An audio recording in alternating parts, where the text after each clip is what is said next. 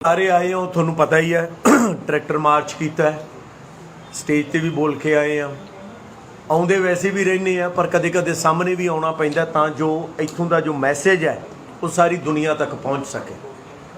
मैनू ये कहने की लोड़ नहीं गी कि चाहे पाला होवे चाहे गर्मी होवे चाहे मीह होवे ये जो कर्मठ योधे बैठे ने जो लीडर साहबान ते बाकी सारे वर्कर जो असी अज वेख्या मैं तो सीपी इको ट्रैक्टर ते सी असी गल कर रहे सी जिवें मुंडे भज भज के हटा रहे सी पासे जिवें तुसी सारी प्रैस कवर कर रही सी इहदे च किसे नूं ये निष्ठा है ये तुहाडा तुसी कह लो आपदी मिट्टी लई आपदी ज़मीन लई आपदे देश लई आपदे प्रदेश लई एक देन है तां जो असी जिहड़ी दुनिया जुड़ी हुई है आपदी आपदी जगह बह के जुड़ी है पर जिवें बेस हुंदा ना वो बेस आ है इत्थों उन्होंने थोड़ी थोड़ी देर बाद मैसेज जाना कि जो थोड़ी सपोर्ट उत्थे बैठ के है इत्थों वाले उवें ही डटे हुए ने और जितन तो बाद ही उठांगे ਉਹਦੇ 'ਚ बहुत सारिया गल्लां ने जो गवर्नमेंट कर रही है जो अगों लीडरां दी रहनुमाई च अगवाई च जवाब दिता जा रहा जिस तरह नाल जिवें एक संसद के मुकाबले संसद लिखाई गई दस्सिया गया कि इत्थे काम किवें हुंदा है उत्थे किवें हुंदा है ये फर्क महसूस होवे और थोड़ा जिहा एक गल असीं उन्हां नूं कह सकीए कि डेमोक्रेसी का मतलब ये नहीं हुंदा कि एक बार जित गए फिर 5 साल बाद डेमोक्रेसी का मतलब हुंदा हर रोज़ ये लोकां लई लोकां द्वारा चुनी गई लोकां दी सरकार हुंदी है तो लोकां दी गल सुननी पऊगी हर रोज़ उहदा जवाब देना पऊगा वो मसलियां नूं हल करना पऊगा जदों इन्ने लोग जुड़े होण मंग स्पष्ट होवे क्लीयर होवे एक भ्रम पैदा करन दी कोशिश करना कि नहीं जी किसान तो जिद्दी ने जां ये तो दस नहीं रहे कि असल मसला की है क्लॉज दर क्लॉज इन्होंने समझाया है जे फिर भी किसी को शक हो मैं गौरमेंट के नुमाइंदियां भी आना है इन्होंने तो छड्डो इन्होंने तो पता ही है कि क्लॉज का साढ़े चो किसी नाल आके बह जाओ थोड़े जो किसी नाल बह जान डिस्कस कर लैन असी दस देंगे कि इस बिल का किवें नुकसान है और तुसी साडियां ज़मीनां ते भी अगर जिवें हर रोज़ मीडिया कहता है ज़मीनां किवें खोवांगे वो लिख के थोड़ी खोईयां जांदियां हुंदियां ज़मीनां ये हिडन एजेंडे होंदे ने जिहड़े कि इन्हां दे बिल्लां दे पिछे साफ ने जो क्लीयर ने। सो मैं लगदा ओपनिंग रिमार्क्स काफ़ी हो गया हुण तुसी जो पुछना चाहोगे जिस तो पुछना चाहोगे उहदा असीं जवाब दिंदे जावांगे प्लीज़ प्रोसीड।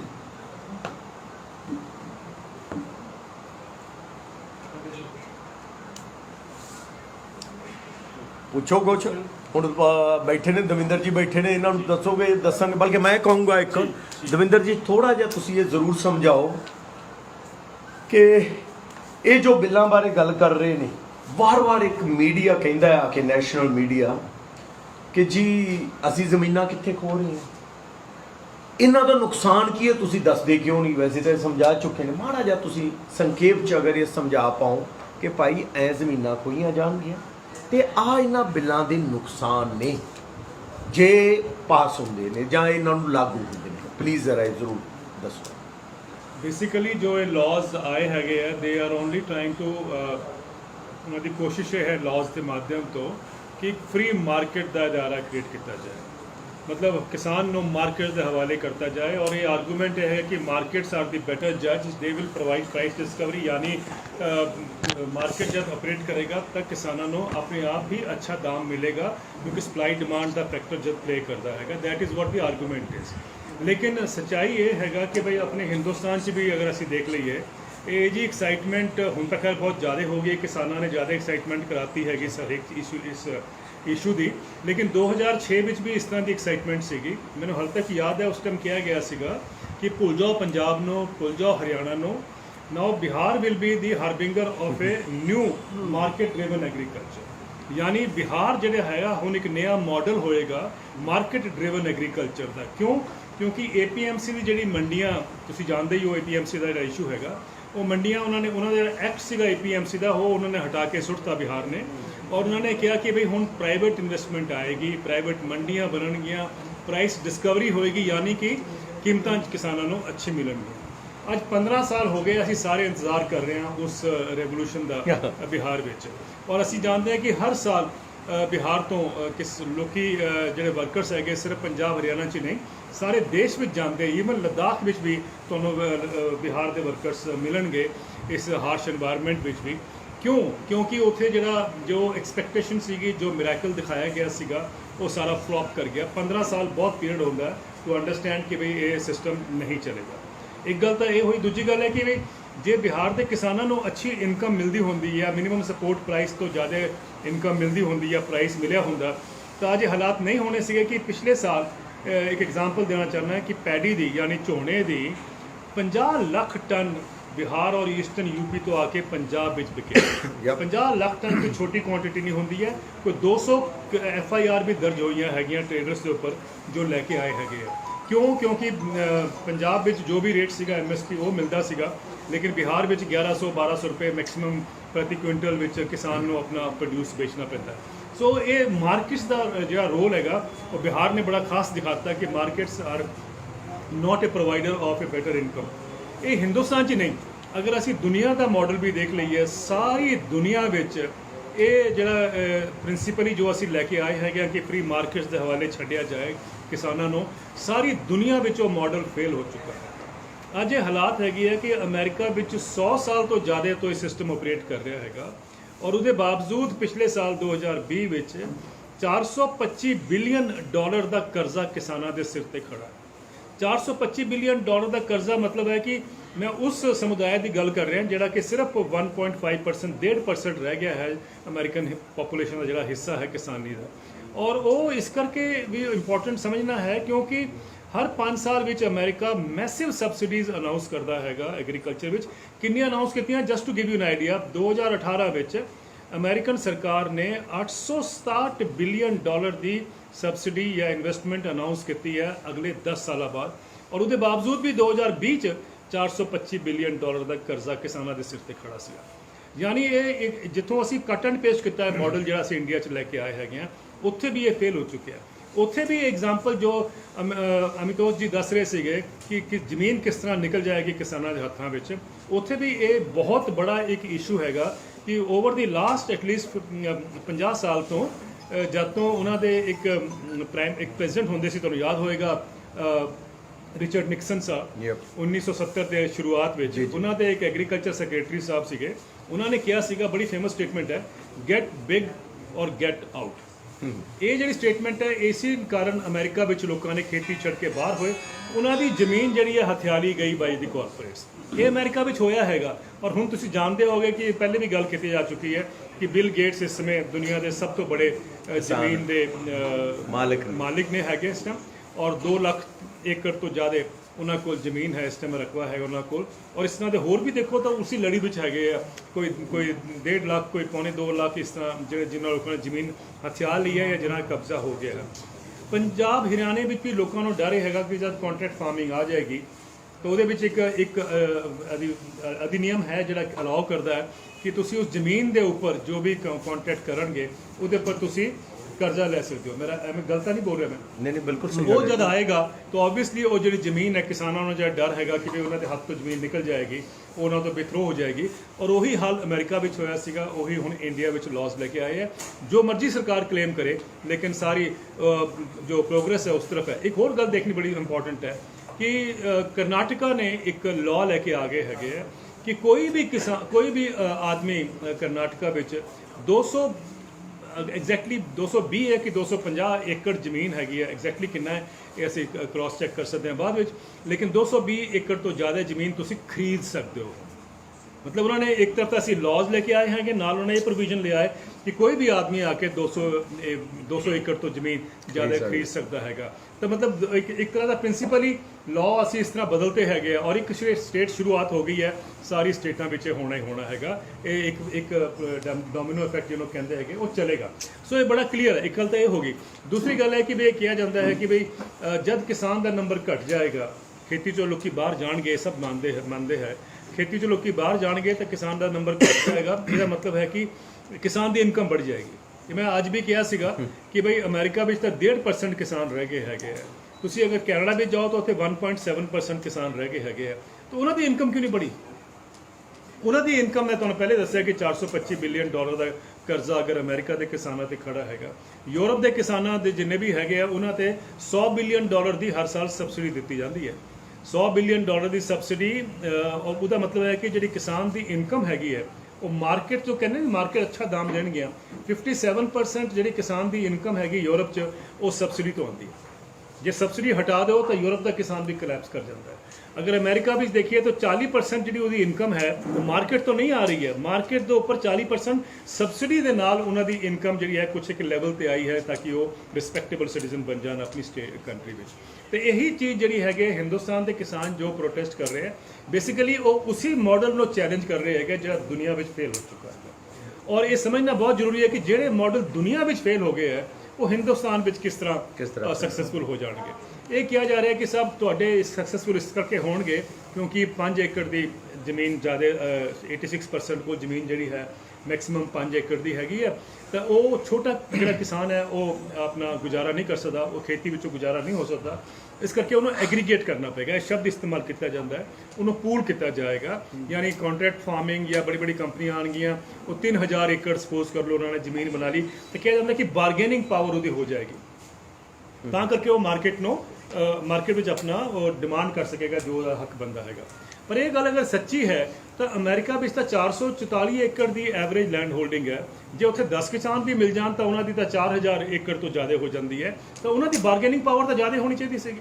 ਇਹ ਕਿਆ ਕਾਰਨ ਹੈ ਕਿ ਅਮਰੀਕਨ ਕਿਸਾਨ ਕਰਜ਼ੇ ਦੇ ਥੱਲੇ ਦਬਿਆ ਹੋਇਆ ਹੈਗਾ, ਯੂਰਪੀਅਨ ਕਿਸਾਨ ਸਕਸੀਡ ਨਹੀਂ ਕਰ ਪਾ ਰਿਹਾ। ਮੈਂ ਤੁਹਾਨੂੰ ਪਹਿਲੇ ਦੱਸਿਆ ਕਿ $100 ਬਿਲੀਅਨ ਦੀ ਸਬਸਿਡੀ ਉਹਨਾਂ ਨੂੰ ਹਰ ਸਾਲ ਮਿਲਦੀ ਹੈ ਯੂਰਪ 'ਚ, ਜਿਹਦੇ ਵਿੱਚੋਂ 40% ਜਿਹੜੀ ਹੈਗੀ ਹੈ ਉਹ ਡਾਇਰੈਕਟ ਇਨਕਮ ਸਪੋਰਟ ਹੈ। ਸੋ ਮਤਲਬ ਕਹਿੰਦਾ ਹੈ ਕਿ ਮੈਂ ਸਾਰੀ ਦੁਨੀਆ ਵਿੱਚ ਅਗਰ ਇਹ ਮਾਡਲ ਫੇਲ ਹੋ ਗਿਆ ਤਾਂ ਕਿਆ ਇੱਕ ਸੋਲੂਸ਼ਨ ਹੋਣਾ ਚਾਹੀਦਾ ਹੈਗਾ। ਮੈਂ ਉਹ ਗੱਲ ਕਰਕੇ ਖਤਮ ਕਰਾਂਗਾ ਕਿਉਂਕਿ ਕੋਈ ਚਾਰਾ ਨਹੀਂ ਹੈਗਾ, ਇੱਕ ਗਾਰੰਟਿਡ ਪ੍ਰਾਈਸ ਕਿਸਾਨਾਂ ਨੂੰ ਮਿਲਣਾ ਬਹੁਤ ਜ਼ਰੂਰੀ ਹੈਗਾ। ਇਹ ਬਹੁਤ ਜਗ੍ਹਾ ਕਿਹਾ ਜਾਂਦਾ ਕਿ ਵੀ ਮਾਰਕੀਟਸ ਜਿਹੜੀ ਹੈਗੀਆਂ ਡਿਸਾਈਡ ਕਰਦੀਆਂ ਪ੍ਰਾਈਸ ਨੂੰ, ਬਾਕੀ ਜਿਹੜੀ ਚੀਜ਼ਾਂ ਮਾਰਕੀਟ 'ਚ ਵਿਕਦੀਆਂ ਹੈਗੀਆਂ ਉਹ ਵੀ ਜਿਹੜੀ ਹੈਗੀਆਂ ਉਹ ਮਾਰਕੀਟ ਡਿਸਾਈਡ ਕਰਦੀ ਹੈ ਤਾਂ ਉਹਨਾਂ ਨੂੰ ਕਿਉਂ ਨਹੀਂ ਨੁਕਸਾਨ ਹੁੰਦਾ। ਦੇਖੋ ਕਿਉਂ ਨਹੀਂ ਹੁੰਦਾ ਸਮਝਣ ਦਾ ਬਹੁਤ ਜ਼ਰੂਰੀ ਹੈ। ਕਿਸਾਨ ਆਪਣੀ ਕਣਕ ਲੈ ਕੇ ਮਾਰਕੀਟ ਵਿੱਚ ਆਉਂਦਾ ਹੈ, ਉਹਦੀ ਕੀਮਤ ਨਹੀਂ ਤੈਅ ਹੁੰਦੀ ਹੈ, ਉਹਦੀ ਅਗਰ MSP ਹਟਾ ਦਿਓ ਤਾਂ ਮਾਰਕੀਟ ਡਿਸਾਈਡ ਕਰਦੀ ਹੈ ਉਹਦੀ ਕੀਮਤ ਕੀ ਹੋਏਗੀ। ਤੇ ਉਹੀ ਬਿਹਾਰ ਵਿੱਚ ਜਿਹੜਾ 1100-1200 ਮੈਕਸਿਮਮ ਮਿਲਦਾ ਹੈਗਾ। ਜਿਹੜਾ ਕਾਰ ਬਣਾ ਕੇ ਕਾਰ ਲੈ ਕੇ ਆਉਂਦਾ, ਐਗਜ਼ਾਮਪਲ ਦੇ ਤੌਰ ਤੇ ਕਹਿ ਰਿਹਾ, ਉਹ ਆਪਣੀ ਕਾਰ ਪਹਿਲੇ ਪ੍ਰਾਈਸ ਟੈਗ ਲਗਾ ਕੇ ਆਉਂਦਾ ਹੈ, ਫਿਰ ਉਹਦੇ ਉੱਪਰ ਸਪਲਾਈ ਡਿਮਾਂਡ ਕੰਮ ਕਰਦੀ ਹੈ। ਜੇ ਉਹ ਆਪਣੀ 2 ਕਰੋੜ ਦੀ ਕਾਰ ਹੈ ਅਗਰ 2 ਕਰੋੜ ਨਾ ਲਿਖੇ ਫਿਰ ਮਾਰਕੀਟ 'ਚ ਆਏ ਫਿਰ ਮੈਂ ਦੇਖਦਾ ਕਿਹੜੀ ਕਾਰ ਸਕਸੀਡ ਕਰਦੀ ਹੈ। ਇਹ ਤੁਸੀਂ ਮੰਨੋਗੇ ਕੋਈ ਨਹੀਂ ਦੇਣ ਨੂੰ ਤਿਆਰ ਹੋਏਗਾ 2 ਕਰੋੜ ਦਾ ਪ੍ਰਾਈਸ ਜਿਹੜਾ ਹੈਗਾ ਉਹ ਕੰਪਨੀਆਂ ਪਹਿਲੇ 2 ਕਰੋੜ ਤੈਅ ਕਰਕੇ ਆਉਂਦੀਆਂ। ਅਗਰ ਕਿਸਾਨ ਦਾ ਵੀ 2500 ਰੁਪਏ ਅਗਰ ਕਣਕ ਦਾ ਪ੍ਰਾਈਸ ਰੱਖਦੇ ਆ ਕੋਈ ਕਿਸਾਨ ਔਰ ਫਿਰ ਮਾਰਕੀਟ 'ਚ ਆਉਂਦੇ ਫਿਰ ਤੁਸੀਂ ਉਹ ਗੱਲ ਕਰ ਸਕਦੇ ਹੋ ਕਿ ਭਾਈ ਜੋ ਕਹਿੰਦੇ ਕਿ ਬਾਕੀ ਜਗ੍ਹਾ ਮਾਰਕੀਟ ਕੰਮ ਕਰਦੀ ਹੈ ਤਾਂ ਕਿਸਾਨਾਂ ਵਾਸਤੇ ਕਿਉਂ ਨਹੀਂ ਕੰਮ ਕਰਦੀ ਹੈ। ਕਿਸਾਨਾਂ ਵਾਸਤੇ ਇਸ ਤਰ੍ਹਾਂ ਨਹੀਂ ਕੰਮ ਕਰਦੀ ਹੈ, ਇਸ ਕਰਕੇ ਕੰਮ ਨਹੀਂ ਕਰਦੀ ਹੈ। ਕਿਸਾਨਾਂ ਦੀ ਜਿਹੜੀ ਕੀਮਤ ਹੈ ਉਹ ਜਿਹੜਾ ਪ੍ਰੋਡਿਊਸ ਹੈ ਉਹਦਾ ਦਾਮ, ਉਹਦਾ ਪ੍ਰਾਈਸ ਜਿਹੜਾ ਹੈਗਾ ਦਾਮ, ਇਹ ਪ੍ਰਾਈਸ ਜਿਹੜਾ ਹੈਗਾ ਉਹ ਇਹ ਨਹੀਂ ਫਿਕਸ ਕਰਦੇ ਹੈਗੇ, ਉਹ ਬਾਜ਼ਾਰ ਫਿਕਸ ਕਰਦਾ ਹੈ ਔਰ ਬਾਜ਼ਾਰ ਉਹਨੂੰ ਐਕਸਪਲੋਇਟ ਕਰਨਾ ਚਾਹੁੰਦਾ ਹੈਗਾ। So I think it should be clear for all of us ਕਿ ਇਹ ਕਿਉਂ ਹੋ ਰਿਹਾ ਹੈਗਾ ਔਰ ਇਹ ਦੁਨੀਆ ਦੀ ਇੱਕ ਸੋਚੀ ਸਮਝੀ ਰਣਨੀਤੀ ਹੈ। ਮੈਂ ਤੁਹਾਨੂੰ ਇੱਕ ਉਦਾਹਰਨ ਦੇ ਕੇ ਗੱਲ ਖਤਮ ਕਰਾਂਗਾ ਸਰ। ਜੀ ਪਲੀਜ਼। 1980 ਦੇ ਦਸ਼ਕ ਦੀ ਗੱਲ ਹੈ। ਅਮਰੀਕਾ ਦੇ ਤੁਹਾਨੂੰ ਯਾਦ ਹੋਏਗਾ ਇੱਕ ਡਾਕਟਰ ਨੋਮਨ ਬੋਰਲੌਗ ਸੀਗੇ, ਹੁਣ ਤਾਂ ਉਹਨਾਂ ਦਾ ਦੇਹਾਂਤ ਹੋ ਗਿਆ। ਹੂ ਵਾਸ ਦ ਨੋਬਲ ਲੌਰੀਏਟ ਜਿਨ੍ਹਾਂ ਦਾ ਪੀਸ ਦਾ ਮਿਲਿਆ ਸੀਗਾ ਔਰ ਗ੍ਰੀਨ ਰੈਵੋਲੂਸ਼ਨ ਦੇ ਕਰਤਾ ਧਰਤਾ ਉਹ ਸੀਗੇ।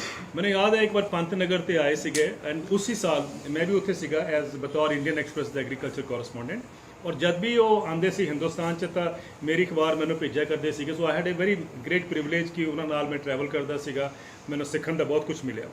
ਮੈਂ ਉਹਨਾਂ ਨੇ ਉਸ ਸਾਲ ਜਿਹੜਾ ਹੈਗਾ ਪੋਲੈਂਡ ਦੇ ਇੱਕ ਨੇਤਾ ਸੀਗੇ ਵਾਲੇਸਾ, ਇਹ ਨੇਤਾਵਾਂ ਵਾਸਤੇ ਬੜੀ ਇੰਪੋਰਟੈਂਟ ਗੱਲ ਹੈ। ਵਾਲੇਸਾ ਸੀਗੇ ਉਹ ਇੱਕ ਵਰਕਰ ਸੋਲਿਡਰਿਟੀ ਮੂਵਮੈਂਟ ਦੇ ਲੀਡਰ ਸੀਗੇ। ਉਹਨਾਂ ਨੂੰ ਨੋਬਲ ਪ੍ਰਾਈਜ਼ ਮਿਲਿਆ ਸੀਗਾ 1983 'ਚ। ਮੈਂ ਬੋਰਲੌਗ ਸਾਹਿਬ ਨੂੰ ਪੁੱਛਿਆ, ਇੱਕ ਪੱਤਰਕਾਰਾਂ ਦੀ ਇੱਕ ਆਦਤ ਵੀ ਹੁੰਦੀ ਹੈ ਨਾ, ਜਦ ਕੋਈ ਸਵਾਲ ਖਤਮ ਹੋ ਜਾਏ ਤਾਂ ਇੱਕ ਬਡੰਗਾ ਜਿਹਾ ਸਵਾਲ ਪੁੱਛ ਲੈਂਦੇ ਆ।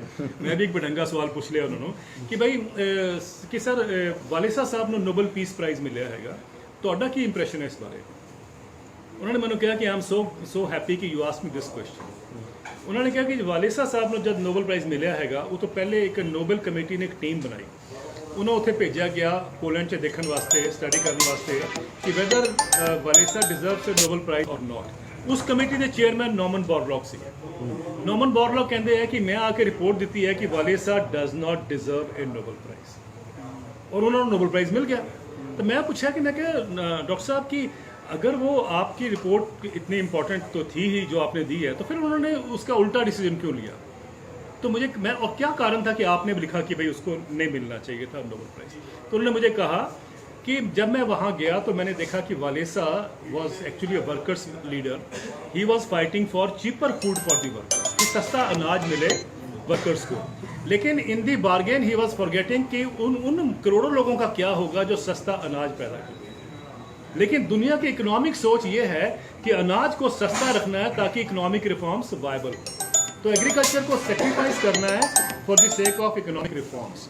और ये जो नीतियां चलती आ रही हैं, ये आपको इस एग्जाम्पल से समझ आना चाहिए कि ये दुनिया की एक रणनीति है ये, कि एग्रीकल्चर या फूड के प्राइसेस कम रखेंगे तो ऑब्वियसली किसान मरेगा, और किसान मरेगा तो उसको खेती छोड़ के बाहर आना पड़ेगा। और इसीलिए किसान खेती वो छोड़ने के लिए, जो वर्ल्ड बैंक ने हमें 1996 में कहा था, वर्ल्ड बैंक ने कहा था कि जो लोग भारत में गांव से शहरों की तरफ प्लान करेंगे अगले 20 साल में, यानी 2015 तक, उनकी जनसंख्या इंग्लैंड, फ्रांस और जर्मनी की जनसंख्या से दुगनी होगी। उस समय इंग्लैंड, फ्रांस और जर्मनी की जनसंख्या 20 करोड़ थी, आज भी 20 करोड़ है। तो 40 करोड़ लोगों को गांव से शहरों के गांव से निकलकर शहरों में आना था, लेकिन वो नहीं हुआ। बहुत साल तो मैं सोचता रहा कि हमें वो सचेत कर रहे हैं, लेकिन एक्चुअली वो डायरेक्टिव था। तो हमारी सक्सेसिव गवर्नमेंट्स वही कर रही हैं कि गांव से लोगों को निकालकर शहर में लाया जाए। उसका बेस्ट तरीका ये है कि एग्रीकल्चर को इकोनॉमिकली अनवायबल कर दीजिए, किसान की मजबूरी हो कि वो खेती छोड़कर शहर में आए। और यही बात है, रघुराम राजन साहब ने जब वो गवर्नर थे एक इंटरव्यू में कहा था कि बेस्ट रिफॉर्म्स इंडिया के तब होंगे जब हम खेती से लोगों को निकालकर शहर में लाएंगे, क्योंकि शहर में सस्ती लेबर की जरूरत है। इसका मतलब साफ है कि लोगों को निकालकर आप शहर में लाए, क्योंकि शहर में दिहाड़ी मजदूर की जरूरत है। अगर दिहाड़ी मजदूर इज इकोनॉमिक ग्रोथ, तो मुझे लगता है कि सारे इकोनॉमिक मॉडल को हमें दोबारा देखना पड़ेगा। और यही हमारे किसान जो प्रोटेस्ट कर रहे हैं, जाने अनजाने में वो यही कर रहे हैं, वो सारे मॉडल को आज चैलेंज कर रहे हैं। I think that is a lesson जो बहुत बड़ा है, सिर्फ भारत के लिए नहीं, सारी दुनिया के लिए। एक ना इसे गल ची कि मार्केट ते छड़ दिता जाए, तो फिर एक काम करना चाहिए है कि जिन्नियां IAS IPS ਜਾਂ जिन्ने भी लोग ने इन्हां ਦੀਆਂ ਤਨਖਾਹਾਂ ਵੀ ਮਾਰਕੀਟ ਤੇ ਛੱਡ ਦਿਓ। ਮੈਂਬਰ ਪਾਰਲੀਮੈਂਟ ਨੇ ਜੋ ਇਹਨਾਂ ਦੀਆਂ ਜੋ ਪੈਨਸ਼ਨਾਂ ਉਹ ਵੀ ਮਾਰਕੀਟ ਤੇ ਛੱਡ ਦਿਓ। ਇਹ ਕਿਉਂ ਨਹੀਂ ਛੱਡਦੇ? ਇਹਨਾਂ ਨੂੰ ਕਿਉਂ ਸਿਕਿਉਰ ਕੀਤਾ ਜਾਂਦਾ ਹੈ? ਇਹਨਾਂ ਕਿਸਾਨ ਜਿਹੜਾ ਕਿ ਧੁੱਪ 'ਚ ਮਰਦਾ ਹੈ, ਪਾਲੇ 'ਚ ਠਰਦਾ ਹੈ, ਮੀਂਹਾਂ 'ਚ ਭਿੱਜਦਾ ਹੈ, ਉਹਨੂੰ ਮਾਰਕੀਟ ਤੇ ਛੱਡ ਦਿਓ। ਔਰ ਮਾਰਕੀਟ ਦੇ ਵਿੱਚ ਕੀ ਹੁੰਦਾ ਉਹ ਆਪਾਂ ਦੇਖ ਹੀ ਚੁੱਕੇ ਹਾਂ। ਸੇਬ ਦਾ ਕੀ ਹੋਇਆ ਹਿਮਾਚਲ 'ਚ, 25 ਰੁਪਏ ਵਾਲਾ ਕਿਵੇਂ 11-12 ਰੁਪਏ ਤੇ ਵਿਕ ਰਿਹਾ ਹੈ।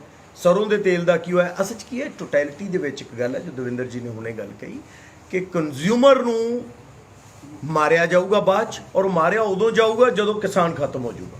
ਮੰਡੀਆਂ ਨੂੰ ਇਹ ਆਂਦੇ ਨਾ ਜ਼ਮੀਨ ਕਿਵੇਂ ਜਾਊਗੀ, ਮੰਡੀਆਂ ਖਤਮ ਹੋ ਗਈਆਂ, ਕਿਸਾਨ ਕੰਪੀਟੀਸ਼ਨ ਕਿਹਦੇ ਨਾਲ ਕਰੂਗਾ? ਕਾਰਪੋਰੇਟ ਨਾਲ, ਜਿਹਦੇ ਕੋਲੇ ਵੱਡੇ ਵੱਡੇ ਵਕੀਲ ਨੇ, ਅਰਬਾਂ ਰੁਪਏ ਨੇ।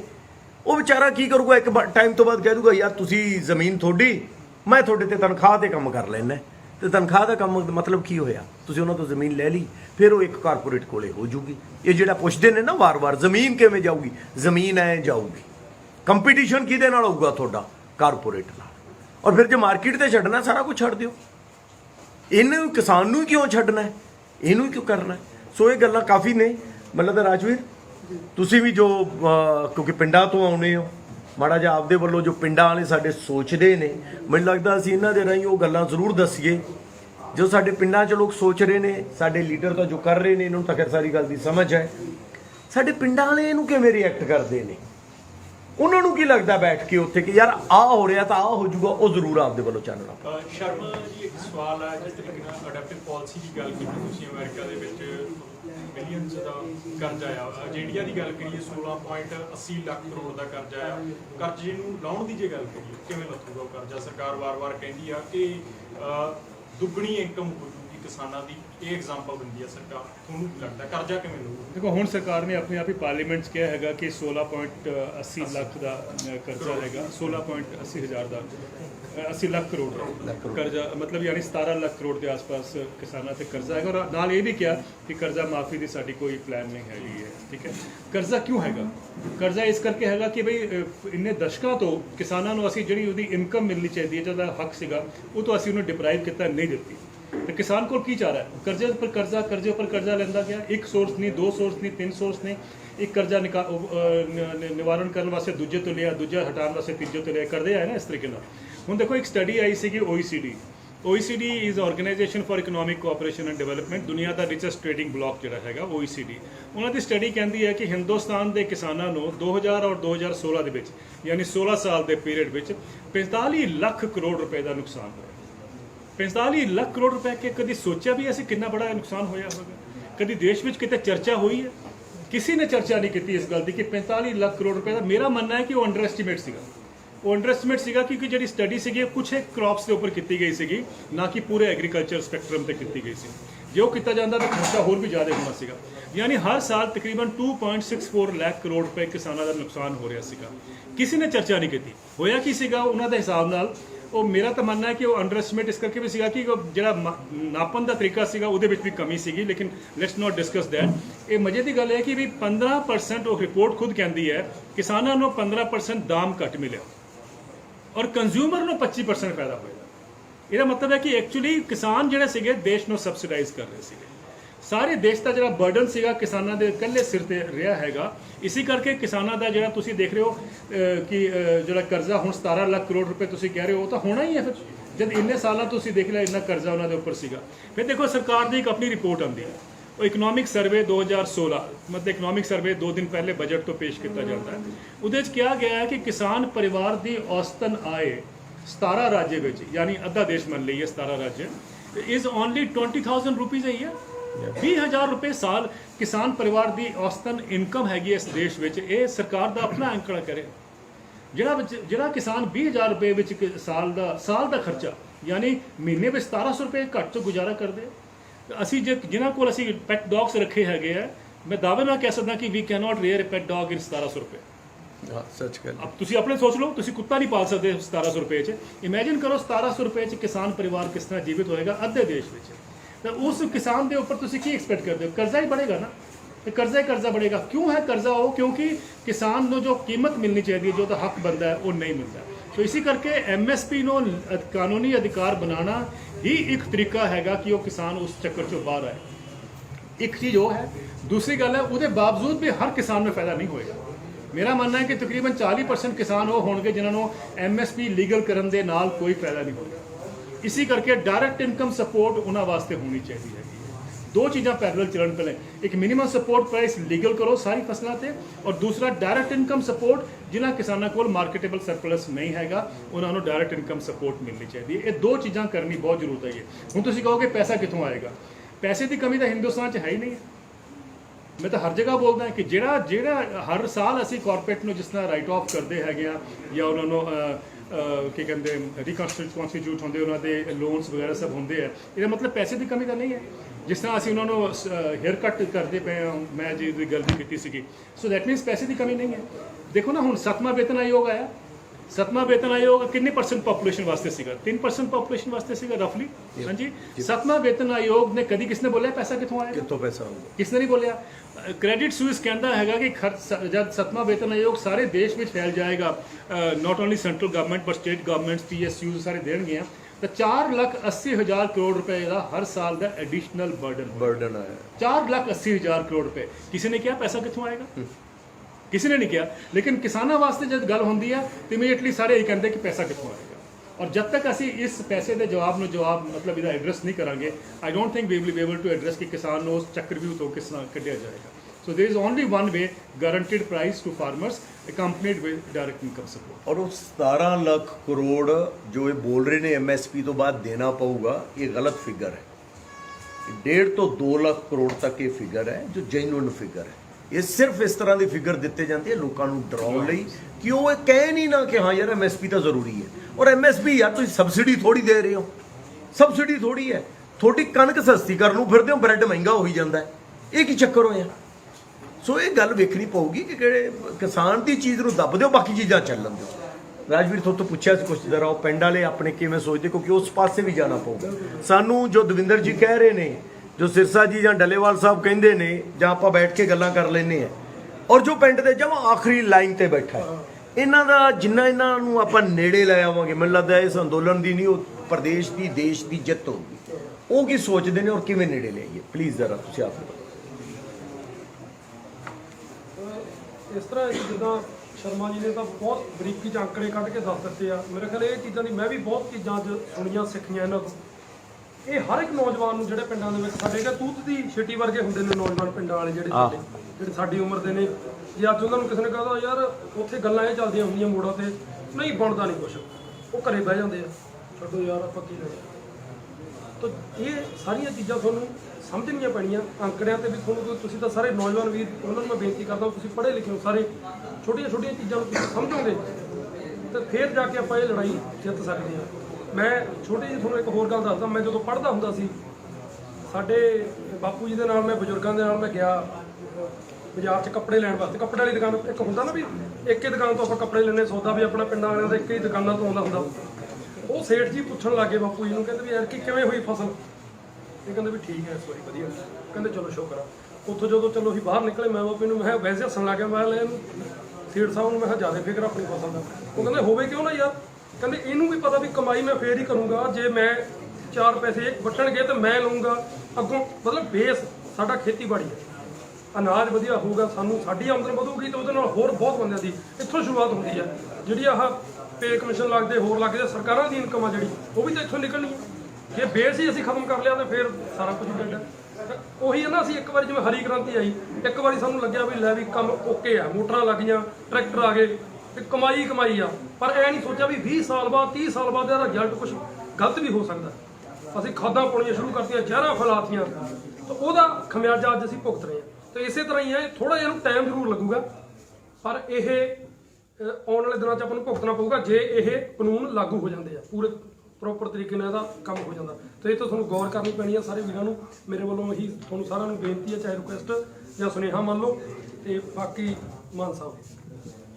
ਹਾਂਜੀ, ਮੈਂ ਇੱਕ ਸਾਰੇ ਮੈਨੂੰ ਹੁਣੇ ਕੰਨ 'ਚ ਕਹਿ ਕੇ ਗਏ ਕਿ ਇੱਕ ਗੱਲ ਜ਼ਰੂਰ ਪੁੱਛੋ ਕਲਾਕਾਰਾਂ ਨੂੰ। ਮੈਂ ਸੀਪੀ ਹੋਰਾਂ ਤੋਂ ਇਹ ਗੱਲ ਪੁੱਛਣੀ ਚਾਹੂੰਗਾ, ਨਾਲ ਅੰਬਰ ਤੋਂ ਵੀ, ਕਿ ਜਦੋਂ ਤੁਸੀਂ ਇੱਥੇ ਆਉਨੇ ਹੋ ਤਾਂ ਤੁਹਾਨੂੰ ਕੀ ਲੱਗਦਾ ਹੈ ਕਿ ਇੱਥੇ ਆ ਕੇ ਜੋ ਬੰਦੇ ਬੈਠੇ ਨੇ ਔਰ ਜੋ ਪਿੰਡਾਂ 'ਚ ਨੇ ਉਹਨਾਂ 'ਚ ਕੀ ਫਰਕ ਮਹਿਸੂਸ ਹੁੰਦਾ ਹੈ ਕਿ ਇੱਥੇ ਬਹਿ ਕੇ ਆਪ ਇਹਦੀ ਚਰਚਾ ਕਰਕੇ ਇਹਨਾਂ ਗੱਲਾਂ ਨੂੰ ਡਿਸਕਸ ਕਰਕੇ ਪੂਰੇ ਲੀਡਰ ਸਾਹਿਬਾਨ ਤੋਂ ਔਰ ਬਾਕੀ ਆਪਣੇ ਵਰਗੇ ਬੰਦਿਆਂ ਤੋਂ ਗੱਲਾਂ ਦੀ ਸਾਂਝ ਪਾ ਕੇ ਕੀ ਇਹ 'ਚ ਫਰਕ ਆਇਆ ਹੈ? ਕੀ ਸਾਡੀ ਸੋਚਣੀ 'ਚ ਫਰਕ ਆਇਆ ਹੈ?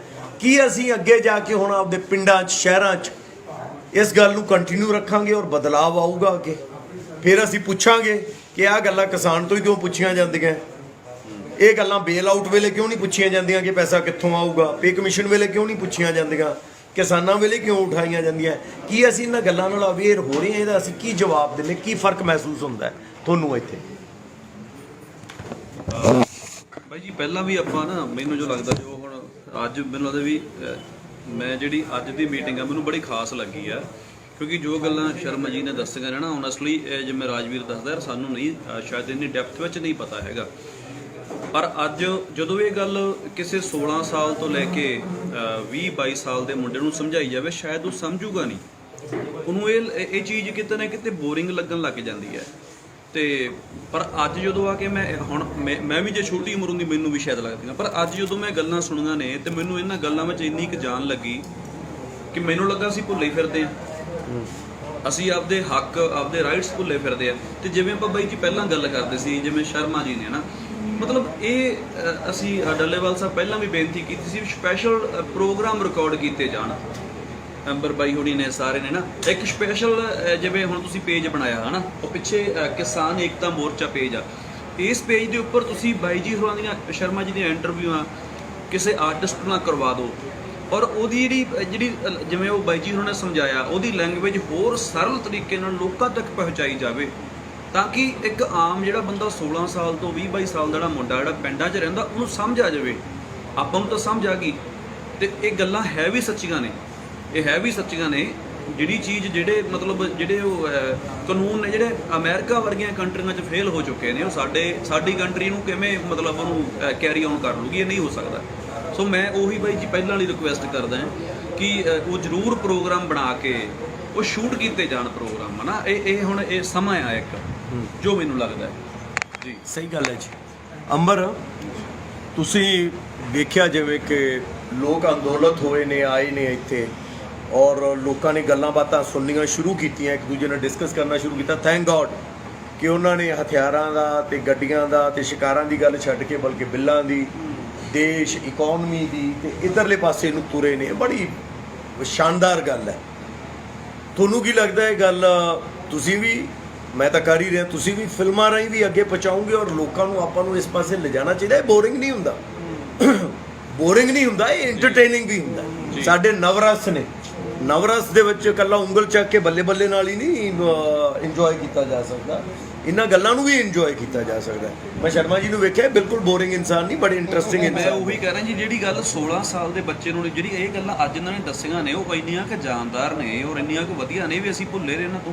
ਇਹ ਬਹੁਤ ਜ਼ਰੂਰੀ ਨੇ ਬਹੁਤ ਕਰਨੇ, ਜ਼ਰੂਰੀ ਨੇ। ਇਹ ਅੰਦੋਲਨ ਦੀ ਦੇਣ ਹੈ ਸਭ ਤੋਂ ਵੱਡੀ। ਬਿਲਕੁਲ ਜੀ। ਇਹਨੂੰ ਅੱਗੇ ਕਿਵੇਂ ਵਧਾਇਆ ਜਾ ਸਕਦਾ, ਔਰ ਕਲਾਕਾਰ, ਫਿਰ ਮੈਂ ਚਲੋ ਆ ਜਾਣਾ ਇਨਸਾਨ ਤੋਂ, ਮੈਂ ਤਾਂ ਇਨਸਾਨ ਤੱਕ ਹੀ ਸੀਮਤ ਸੀ, ਕਿ ਕਲਾਕਾਰ ਇਹਦੇ 'ਚ ਕਿਵੇਂ ਇਜ਼ਾਫਾ ਕਰ ਰਹੇ ਨੇ ਜਾਂ ਅੱਗੇ ਜਾ ਕੇ ਕਰਨਗੇ। ਧੰਨਵਾਦ ਭਾਜੀ। ਪਹਿਲੀ ਗੱਲ ਤਾਂ ਸਾਰੇ ਕਿਸਾਨ, ਸਾਡੇ ਆਗੂ, ਸਾਡੇ ਪੱਤਰਕਾਰ ਵੀਰ, ਸਾਡੇ ਕਲਾਕਾਰ ਵੀਰ, ਸਾਰੇ ਮਤਲਬ ਪੇਸ਼ੇ ਅਲੱਗ-ਅਲੱਗ ਨੇ ਪਰ ਬੰਦੇ ਸਾਰੇ ਇੱਕ ਨੇ। ਮਕਸਦ ਸਭ ਦਾ ਇੱਕੋ ਹੈ ਕਿ ਬਿੱਲ ਵਾਪਸ ਕਰਾਉਣ ਦੇ ਨਾਲ ਨਾਲ ਜਿਹੜੀ ਸਾਨੂੰ ਇੱਕ, ਮੈਨੂੰ ਇੱਦਾਂ ਲੱਗਦਾ ਜੀ, ਮੈਂ ਥੋੜ੍ਹੀ ਜਿਹੀ ਇਮੋਸ਼ਨਲ ਇਹ 'ਚ ਚੀਜ਼ ਲੱਭਦਾ, ਭਾਵੁਕਤਾ ਲੱਭਦਾ, ਇਹਦੇ 'ਚ ਜਜ਼ਬਾਤ ਲੱਭਦਾ, ਕਿ ਸਾਨੂੰ ਜਿਹੜੀ ਇੱਕ ਆਦਤ ਸਾਡੇ ਬਾਰੇ ਜਾਣਿਆ ਜਾਂਦਾ ਸੀਗਾ ਕਿ ਅਸੀਂ ਜਿੱਤਣ ਵਾਲੇ ਬੰਦੇ ਆ, ਅਸੀਂ ਇਕੱਠੇ ਹੋ ਜਾਂਦੇ ਆ, ਅਸੀਂ ਹੈ ਨਾ, ਸਾਨੂੰ ਲੜਨਾ ਹੁੰਦਾ ਸੀਗਾ। ਪਿੱਛੇ ਜੇ ਅਸੀਂ ਥੋੜ੍ਹੇ ਜਿਹੇ ਨਿਰਾਸ਼ਾਵਾਦੀ ਹੋ ਗਏ ਸਾਂ, ਲੋਕ ਸਾਨੂੰ ਉੜਤਾ ਪੰਜਾਬ ਕਹਿਣ ਲੱਗ ਪਏ ਸਨ, ਪਰ ਇਸ ਧਰਨੇ ਨੇ ਅੱਜ ਓਲੰਪਿਕ ਦੇ ਵਿੱਚ ਸਾਡੇ ਜਿਹੜੇ ਰਿਜ਼ਲਟ ਆਏ ਨੇ ਮੁੰਡੇ ਕੁੜੀਆਂ ਨੇ ਦਿੱਤੇ ਨੇ, ਉਹ ਜਿਹੜੀਆਂ ਸਾਨੂੰ ਹੌਲੀ ਹੌਲੀ ਜਿੱਤਾਂ ਵੱਲ ਲੈ ਕੇ ਜਾ ਰਹੇ ਨੇ। ਮੈਨੂੰ ਲੱਗਦਾ ਕਿ ਇਹ ਗੱਲ ਬਹੁਤ ਜ਼ਿਆਦਾ ਲਾਜ਼ਮੀ ਹੈ। ਇਹ ਗੱਲ ਸਾਰੇ ਮੈਨੂੰ ਲੱਗਦਾ ਬਿੱਲ ਵੀ ਤਾਂ ਹੈ, ਪਰ ਇੱਕ ਗੱਲ ਜਿਹੜੀ ਪੰਜਾਬ ਦੇ ਪਿੰਡਾਂ ਦੇ ਲੋਕਾਂ 'ਚ ਜੇ ਕੋਈ ਸ਼ਾਇਦ ਕੋਈ ਗੜਬੜ ਨੂੰ ਪਤਾ ਨਹੀਂ, ਕਿਉਂਕਿ ਇੱਥੇ ਵੇਖ ਕੇ ਤਾਂ ਐਂ ਲੱਗਦਾ ਕਿ ਪੱਕੇ ਡੇਰੇ ਦੇ ਪੱਕੇ ਜੇਰੇ ਹੋ ਗਿਆ। ਪਹਿਲਾਂ ਤਾਂ ਟਰਾਲੀਆਂ ਹੀ ਸਨ, ਹੁਣ ਤਾਂ ਪੱਕੇ ਬੈਠੇ ਹੋ, ਹੈ ਨਾ, ਮੈਨੂੰ ਲੱਗਦੇ ਨਹੀਂ ਜਾਣਗੇ। ਤੇ ਬਸ ਲੋਕਾਂ ਤੱਕ ਇਹ ਗੱਲ ਪਹੁੰਚਾਉਣੀ ਮੈਨੂੰ ਲੱਗਦਾ ਜ਼ਿਆਦਾ ਲਾਜ਼ਮੀ ਹੈ ਕਿ ਅਸੀਂ ਜਿੱਤਣਾ ਹੀ ਜਿੱਤਣਾ। ਮਤਲਬ ਮੈਨੂੰ ਲੱਗਦਾ ਕਿ ਜਿੱਤਣੇ ਬਿੱਲਾਂ ਦਾ, ਮੈਨੂੰ ਲੱਗਦਾ ਬਈ ਉਹਨੂੰ ਪਤਾ ਹੈ ਇਸ ਟਾਈਮ ਨਹੀਂ, ਮੈਨੂੰ ਲੱਗਦਾ ਕਿ ਇਸ ਟਾਈਮ ਲੋਕਾਂ ਨੂੰ ਅਵੇਅਰਨੈਸ ਹੈਗੀ ਹੈ ਵੀ ਕੀ ਹੈ, ਕਿਵੇਂ ਹੋ ਰਿਹਾ, ਕੀ ਘਾਟਾ ਵਾਧਾ ਹੈ। ਜ਼ਿਆਦਾ ਜਜ਼ਬਾ ਜਿੱਥੇ ਮੈਨੂੰ ਲੱਗਦਾ, ਉਹ ਜਿਵੇਂ ਜਨਤਾ ਵੀ ਕਹਿ ਰਿਹਾ ਸੀ ਬਈ ਵੀ ਯਾਰ ਥੋੜ੍ਹਾ ਜਿਹਾ ਕਿਤੇ ਵੀ ਜੇ ਕੋਈ ਲੱਗਦਾ ਹੈ, ਮੈਨੂੰ ਲੱਗਦਾ ਉਹ ਇੱਕ ਗਲਤ, ਉਹ ਇੱਕ ਚੀਜ਼ ਹੈ ਜਿਹੜੀ ਭਾਜੀ ਸਾਨੂੰ ਕਰਨੀ ਚਾਹੀਦੀ ਲੋਕਾਂ ਦੇ ਜ਼ਹਿਨਾਂ 'ਚੋਂ। ਕਿਉਂਕਿ ਇੱਥੇ ਆ ਕੇ ਅੱਜ ਜਦੋਂ ਆਪਾਂ ਟਰੈਕਟਰ 'ਤੇ ਬੈਠੇ ਨਾ ਬਈ ਮਾਰਚ ਤੋਂ ਪਹਿਲਾਂ ਤਾਂ ਮੈਂ ਬੜਾ ਖੁਸ਼ ਹਾਂ ਯਾਰ, ਮੈਂ ਟਰੈਕਟਰ ਮਾਰਚ ਚਲਾਉਣਾ, ਹੌਲੀ ਹੌਲੀ ਹੌਲੀ ਜਿਵੇਂ ਅੱਗੇ ਵਧੀ ਜਾਂਦੇ ਹਾਂ, ਉਹੀ ਰੋਹ ਹੈ ਤਰਨੇ ਦਾ।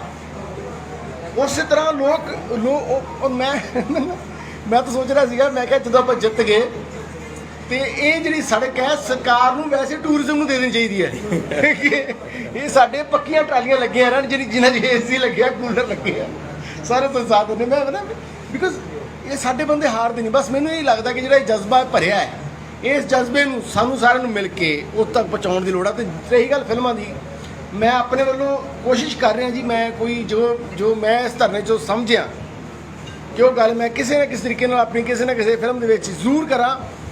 ਔਰ ਉਹ ਗੱਲ ਜਿਹੜੀ ਸਿੱਪੀ ਵੀ ਕਹਿ ਰਿਹਾ ਸੀ ਕਿ ਸਰਲ ਤਰੀਕੇ ਨਾਲ ਇਹੀ ਗੱਲ ਜੀ, ਕਲਾਕਾਰ ਦੀ ਭਾਸ਼ਾ 'ਚ ਉਹ ਗੱਲ ਜਦੋਂ ਆਏਗੀ, ਮੈਨੂੰ ਲੱਗਦਾ ਜੇ ਕਿਤੇ ਕੁਝ ਰਿਹਾ ਹੋਇਆ ਕੋਈ ਕਮੀ, ਉਹ ਪੂਰੀ ਹੋ ਜੂਗੀ, ਲੋਕਾਂ ਨੂੰ ਸਮਝ ਆ ਜੂਗਾ ਵੀ ਕਬਜ਼ੇ ਕਿਵੇਂ ਹੋਣਗੇ।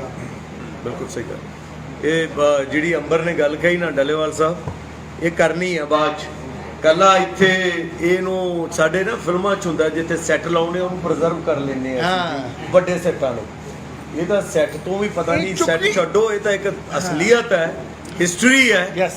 ਔਰ ਇਸ ਸੜਕ ਨੂੰ ਤਾਂ ਮੱਥਾ ਟੇਕ ਜਾਣਗੇ ਲੋਕ ਕਿ ਇੱਥੋਂ ਸੰਘਰਸ਼ ਸ਼ੁਰੂ ਹੋਇਆ ਸੀ, ਔਰ ਤੁਸੀਂ ਵੇਖਿਓ ਜੇ ਸਦੀਆਂ ਤੱਕ ਜਿੱਤਿਆ। ਹਾਂ, ਨਹੀਂ ਜਿੱਤਦੇ ਜਾਵਾਂਗੇ। ਇਹ ਸ਼ੁਰੂਆਤ ਹੈ, ਇਹਨੂੰ ਸ਼ੁਰੂਆਤ ਮੰਨਿਆ ਜਾਊਗਾ ਇਸ ਦੇਸ਼ ਦੇ ਵਿੱਚ ਜਦੋਂ ਲੋਕ ਅੰਦੋਲਤ ਹੋਏ ਨੇ। ਔਰ ਲੋਕ ਜਦੋਂ ਅੰਦੋਲਤ ਹੋ ਜਾਂਦੇ ਨੇ ਤਾਂ ਸਾਰਿਆਂ ਨੂੰ ਬਦਲਣਾ ਪੈਂਦਾ ਹੈ। ਫਿਲਮਾਂ ਵੀ ਬਦਲਦੀਆਂ ਨੇ, ਗਾਣੇ ਵੀ ਬਦਲਦੇ ਨੇ, ਔਰ ਲੀਡਰ ਵੀ ਬਦਲਦੇ ਨੇ, ਨੀਤੀਆਂ ਵੀ ਬਦਲਦੀਆਂ ਨੇ। ਫਿਰ ਉਹ ਅਰਥਚਾਰੇ ਨਹੀਂ ਚੱਲਣੇ ਜੋ UNO ਤੋਂ ਆਉਂਦੇ ਨੇ ਜਾਂ WTO ਭੇਜਦਾ ਹੈ। ਫਿਰ ਉਹ ਅਰਥਚਾਰਾ ਹੋਊਗਾ ਜੋ ਹਰ ਜਗ੍ਹਾ ਲੋਕ ਆਪਦੇ ਲੈਵਲ ਤੇ ਸੋਚਦੇ ਨੇ ਕਿ ਯਾਰ ਅਸੀਂ ਐਂ ਬੈਟਰ ਚੱਲ ਸਕਦੇ ਹਾਂ। ਸਦੀਆਂ ਤੋਂ ਇਹ ਹੁੰਦਾ ਆਇਆ। ਹਾਂ, ਮੈਂ ਇੱਕ ਗੱਲ ਕਰ ਰਿਹਾ ਸੀਗਾ ਕਿ ਜਿਵੇਂ ਹੁਣ ਓਲੰਪਿਕ ਦੇ ਵਿੱਚ 골ਡ ਜਿੱਤਿਆ ਮੁੰਡੇ ਨੇ ਤੇ ਕਾਂਸੀ ਜਿੱਤਿਆ ਆਪਾਂ ਹਾਕੀ 'ਚ ਨਾ, ਤੇ ਆਪਾਂ ਗੱਲਾਂ ਨਹੀਂ ਕਰਨ ਲੱਗ ਪਏ ਵੀ ਲੈ ਵੀ ਅਗਲੇ ਸਾਲ ਨਾਲ 골ਡ ਲਿਆਉਣਗੇ ਹਾਕੀ 'ਚ, ਲੈ ਵੀ ਮੁੰਡੇ ਨੇ ਹਾਕੀ ਚੱਕ ਲੈਣੀ ਹੁਣ, ਲੈ ਵੀ ਜਿਹਨਾਂ ਨੇ ਰੱਖਿਆ ਸੀ ਨਾ ਮੱਥੇ ਲਾ ਲੈਣੀ ਹੈ। ਕਿਉਂ? ਇੱਕ ਜਿੱਤ ਤੁਹਾਡੀ ਕਈ ਸਦੀਆਂ ਤੱਕ ਅੱਗੇ ਬੰਦੇ ਖੜਾ ਕਰਦੀ ਹੈ। ਸੋ ਇਹ ਜਿਹੜੀ ਜਿੱਤ ਹੈ ਇਹ ਸਾਡੇ ਲਈ ਇਸ ਲਈ ਲਾਜ਼ਮੀ ਹੈ ਕਿ ਸਾਡੇ ਬੱਚੇ, ਸਾਡੇ ਆਉਣ ਵਾਲੀ ਪੀੜ੍ਹੀਆਂ ਕਹਿਣ ਵੀ ਇੰਨੀ ਕੋਈ ਤਾਂ ਕੀ ਗੱਲ ਹੈ, ਇਹ ਤੇ ਹੀ ਕਰਾਈ ਲਵਾਂਗੇ ਬਸ, ਇਹ ਤੇ ਹੀ ਹੈ।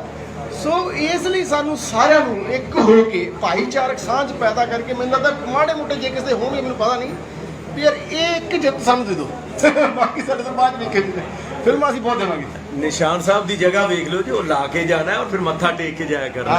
ਮੈਂ ਤੁਹਾਡੇ ਧਿਆਨ 'ਚ ਲਿਆ ਦਿਆਂ ਕੀ ਹੋਇਆ नहीं आ रही आके बोल दो ਕੁਝ ਚੀਜ਼ਾਂ ਤਾਂ ਨਹੀਂ ਪ੍ਰੋਫੈਸਰ ਮੈਂ ਮਗਰ ਕਰਕੇ ਮਗਰ ਕਰਕੇ ਦੋ ਗੱਲਾਂ ਕਰਨੇ ਬਸ ਕੱਲ ਕੁਝ ਨਹੀਂ ਨਾਰਮਲ ਜੀ ਗੱਲ ਹੈ ਤੁਹਾਡਾ ਸਵਾਲ ਸੀਗਾ ਗੱਲ ਨਹੀਂ ਬੈਠੋ ਪਲੀਜ਼ ਮੈਂ ਖੜਦਾ ਆ ਜਾਓ ਇਧਰ ਆਓ ਯਾਰ ਨਹੀਂ ਆ ਚੰਗਾ ਨਹੀਂ ਲੱਗਾ बैठो ਬੈਠੋ ਬੈਠੋ ਤੁਸੀਂ ਕੀ ਹੁੰਦਾ ਹੈ ਮੇਰਾ ਕਹਿਣ ਦਾ ਮਤਲਬ ਇਹ ਸੀ ਮੈਂ ਇਸ ਵਾਸਤੇ ਆਇਆ ਤੁਹਾਡੇ ਵਿੱਚ ਨੂੰ ਕਿਉਂਕਿ ਪੀਸੀ ਦਾ ਤੁਸੀਂ ਪੂਰੀ ਕਰਤੀ ਤਕਰੀਬਨ ਗੱਲਬਾਤ ਸਾਰੀ ਕਹਿਤੀ ਇੱਕ ਗੱਲ ਇਧਰੋਂ ਆਈ ਸੀਗੀ ਕਿ ਇਹ ਚਾਹੀਦਾ ਹੈ ਜਗ੍ਹਾ